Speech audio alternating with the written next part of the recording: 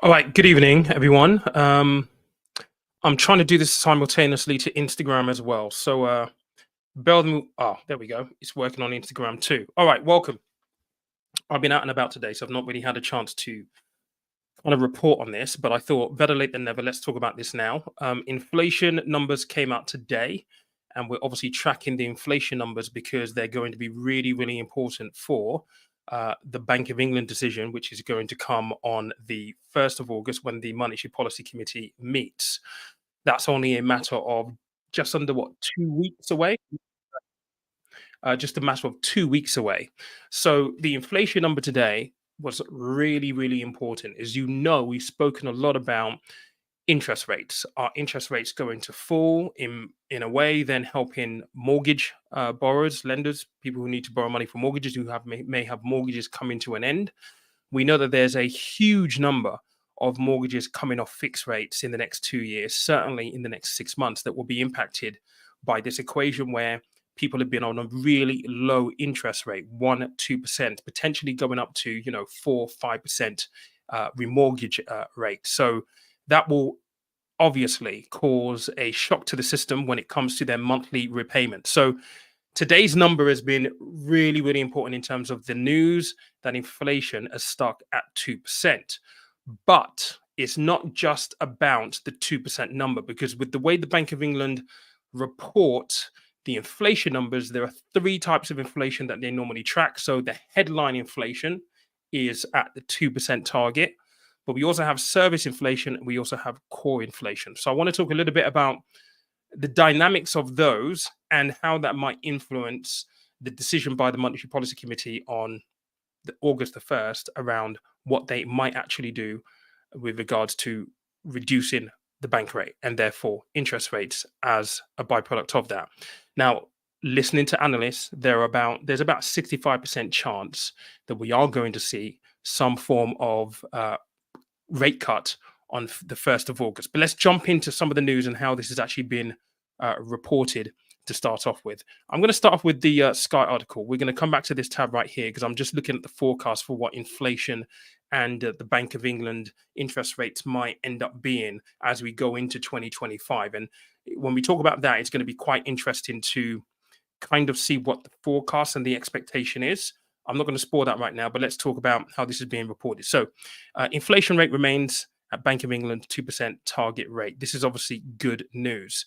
Now, it says here inflation was unchanged as hotel prices rose strongly, while second-hand car prices fell at a slower pace. Clothes sales also brought down the cost according to ONS, and this is the graph that we've been seeing. So you don't need an education on how this has kind of been panning out when you look at interest rate, inflation over the past 4 years or so. This was our peak, 11.1% in 2022. I think that was probably about October or November or something like that. And we've come all the way down to where we are right now.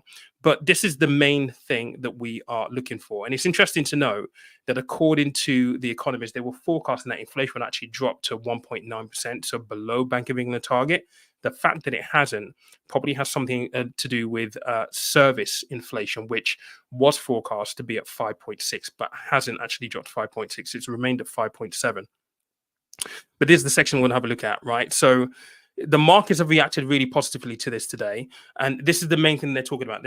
The economists and all of the city boys were saying that before the inflation announcement, markets were pricing a 53% likelihood that there will be no rate cuts whatsoever. So if you call back to when we last had the read, which was coincidentally just before the general election, and the announcement that we were going to have a general election, people had a little bit of skepticism, thinking, well, nice timing perhaps to help the Tories. It obviously had no impact whatsoever. But people were saying, well, actually, 2% was coincidental. But even then, service inflation was still, core inflation, sorry, was still pretty high. So before this announcement today, they were pricing in that there would be a 53% chance that there would be no rate cut come August the 1st. After today, though, the odds have risen to 65% chance of a rate cut come August the 1st. Now, this is the most important thing here. We go back down to this graph. So core inflation is still at 3.5%. Now, core inflation effectively has a look at things like the cost of goods and services. And that's really, really important. Goods and services. It strips out things like food and things like energy, which can be really, really volatile. Looking at goods and services, and this is what they refer to when they say whether inflation is sticky or not. In terms of the goods and services that you would typically buy on a weekly, monthly, or maybe on a bi-yearly basis, does that price seem to fall in line with other things falling, or is it stubbornly staying put? And this is what we're seeing at the moment. So core inflation is at that is the yellow line here. And what we've seen is whilst it has come down, I mean, if you go back to inflation was peaking at 11.1, headline inflation 11.1 back into 2022, and the peak that we've seen here for core inflation was in 2023 7.1. So it's come down considerably, but it's still at 3.5%. Now, services inflation is really just services. It looks at things like education, hospitality, things like that. And that's still pretty high at 5.7%. So when we start looking at these inflation numbers, because I've been having a conversation with people that I know, and they're like, well, the Bank of England are going to look at core inflation specifically. Is this going to be low enough for them? Is it going to be low enough for them to actually warrant saying, right, maybe we do need to reduce interest rates now? And whether or not they'll do that on August the 1st, we don't know. But the chances, according to the city boys and the people that are tracking this, 65% chance. I think where we are right now, we're almost at that stage because we've been at 5.25 for, I think, when was it? It was October last year. We got the bank rate of 5.25. It's remained the same all the way through that period. I think we're long overdue having some form of reduction to the Bank of England base rate. So there is a strong chance that even though core inflation is still at 3.5%, that we're likely going to see the Bank of England base rate be reduced on August the 1st. And I think that will be amazing for mortgage holders, not necessarily good for savers. And if you are following me on Instagram, I wrote out today with my view on what happens if the Bank of England base rate is indeed cut on August the 1st. And maybe a couple of things for you to consider if you are a saver and a borrower. It's very, very likely that you're going to be in both camps, where you do have a mortgage, but you're also saving. And this is where it's a double-edged sword, because when the Bank of England does go down, the bank rate does go down, you're going to see a reduction to the savings rates on the high street, clearly. So maybe not the best rates available, which isn't the end of the world, by the way, because with inflation down at 2%, if you're still able to get a savings account that will give you 3.5%, 4%, maybe a little bit more, you're still beating inflation. And we haven't been in this environment for probably 15, 16 years. So for savers, whilst you might have a reduction to the actual savings rate that you can access, I think that it's still going to be a good place because you'll still beat inflation. You're just going to have to be mindful of shopping around to ensure that you get the best rate possible on the market. For borrowers, let me just go full screen here. For borrowers with mortgages, you're going to have a little bit of a knock, obviously, because if you're going from a 1.75% or a 2.5% mortgage, I think I was looking at it yesterday or day before yesterday, the average 2-year fixed rate was 5.9 or something like that. It was definitely in the fives. So you could potentially see yourself going from 2% to 5% mortgage rate, which will represent a big chunk increase to your monthly mortgage payments. It is said, according to the stats, on an average basis, the average household is likely to see something like a £500 increase to their mortgage rates. If rates go down on August the 1st, obviously that is going to be a really big thing, because it means that whilst you might see your mortgage repayments increase, it won't increase as much as you may have previously anticipated. So it's good news, but it's also bad news, both for savers and borrowers. Either way, you're going to take a hit, which brings us into the forecast of what does this look like going into 2024, well, the end of 2024 into 2025. We know that there were going to be some cuts to the Bank of England base rate for sure. That's been signposted for pretty much most of this year. We know that it's coming.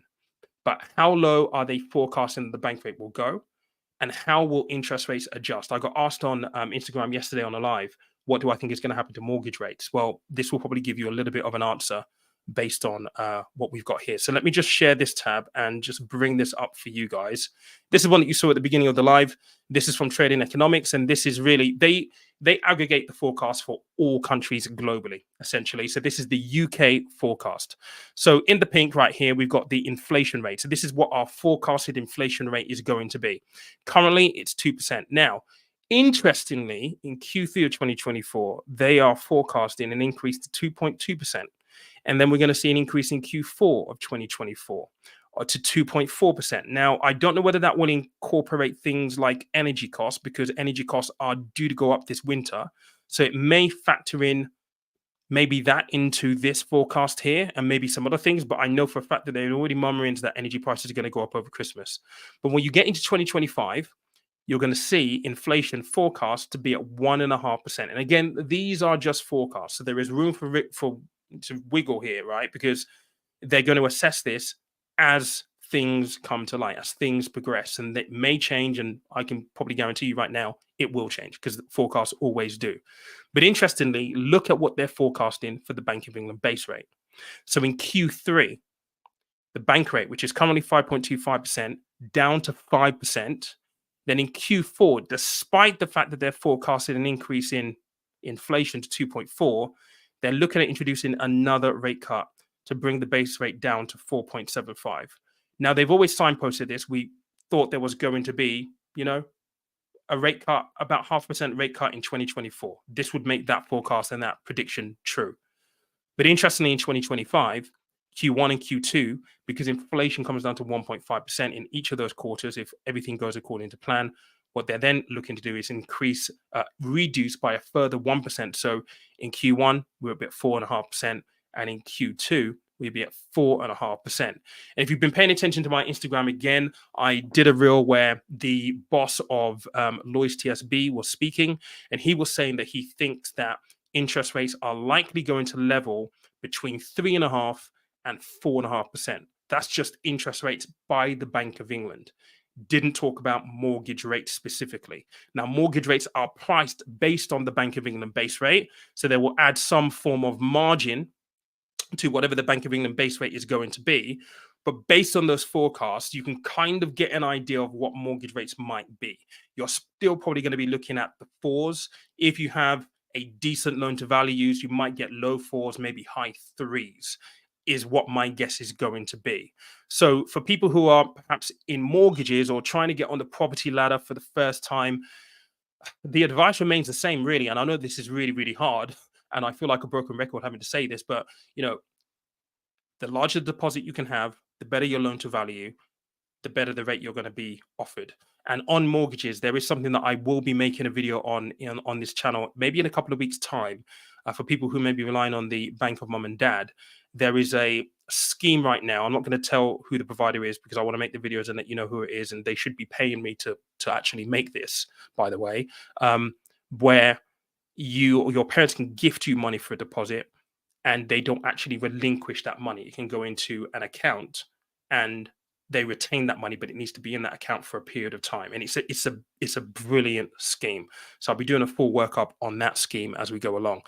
But that is the news as we know it right now. Inflation at 2%. There's a 65% chance there is going to be a bank rate cut on 1st of August. I will happily welcome that. I'll be covering it on the day, because I think it's long overdue that we have some kind of interest rate cut. If you're a saver, if you're a borrower, you're going to look at this. You're going to look at this differently. If you're in both camps, you're probably going to have a huge relief that, okay, my mortgage, if it's due to be renewed, isn't going to go up as much as you may have feared. It's going to be really, really interesting to see what the reactions to this are going to be. But to be honest, we do need to see some kind of rate cut moving forward. We have to. So I'm hoping that August the 1st is going to be the day in which we see that. If they don't, they would have to give a really good reason why they don't reduce it. And I'm sure there's lots of metrics they'll be looking at, but that's what we know right now. Let me know what you think. I'm happy to take any questions here on Instagram, or either on over on. Let's have a look at Instagram actually and just see if there are any comments from you guys here. I'm just really conscious because I swapped out my keys for this. Yeah, Instagram hasn't worked. So if you have any questions here on YouTube, pop them in the chat. Happy to cover them right now. um, and see where we go with it. If not, leave a comment down in the comment section, and I will make sure that I get back to you and kind of interact with you guys over the next couple of hours. But this is good news, generally speaking. Um, Fingers crossed that we actually have that rate reduction in due course. All right, Naeem, how you doing? Been a while since catching you on a live. Hope all is well. I'm really, really good, mate. Chris is asking if interest rates come down, could it be back? Could it be put back up? Yes, it could be. So there is nothing that stops the Bank of England saying, okay, the reasons why they would put the interest rates back up, so the Bank of England base rate back up, is if something happens with inflation. So globally, we see a huge spike in inflation. They'll have to put up the Bank of England base rate. But as it currently stands, it feels like they've got most things under control. So I think, and this is the other thing, I don't think that they're going to want to reduce rates if they think that there is a likelihood they're going to have to increase it later on. I think they'd want to do the hard work now to ensure that nothing nasty comes around the corner that perhaps could have been addressed by keeping the interest rates higher.